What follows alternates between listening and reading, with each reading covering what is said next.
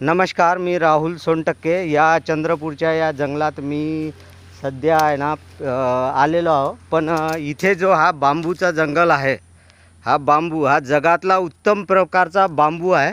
पण हा आज नष्ट होण्याच्या मार्गावर आहे. या ग्लोबल वॉर्मिंगमुळे का इतर कोणतं असं कारण आहे का? तुम्ही जंगलभर कुठेही फिरा आणि कुठल्याही एरियामध्ये जा, तर हा जो बांबू आहे, बांबू हा नष्ट होण्याच्या मार्गावर. याचा जो कारण अजून काही समजलेला नाही. पण तुम्ही पुरा जंगल जरी फिरले तरी तुम्हाला हा जो बांबू आहे ना वाढण्याच्या स्थितीत आहे. याला काय झालं असेल समजा, आता ग्लोबल वॉर्मिंग म्हणा की इतर का हा रोग म्हणा, पण ग्लोबल वॉर्मिंगचा जर परिणाम असता तर प्रत्येक झाड सुकला असता. पण इथे असं काही नाही, नुसता बांबूचा झाड सुकत आहे. तर याचं कारण काय आहे हे कळत नाही.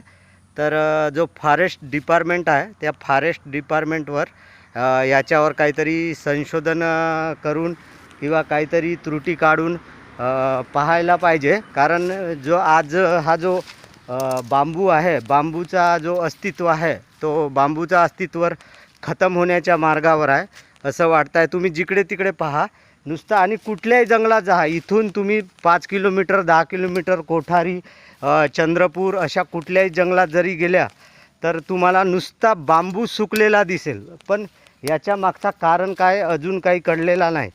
तर हे जे फॉरेस्ट डिपार्टमेंटनं आहे याच्याकडे थोडं लक्ष दिले पाहिजे. आणि हा जो बांबूचा हा सुकण्याचा जो काही रिझन आहे, तो रिझन नाही का तपासून याच्यावर काहीतरी तोडगा काढला पाहिजे. कारण इथून प्रत्येक जंगलात जरी गेले तरी तुम्हाला हा बांबू सुकलेला दिसेल. आणि काय कारण आहे ते आपल्या फॉरेस्ट डिपार्टमेंटनं शोधून काढला पाहिजे, अशी मी त्यांना विनंती करतो.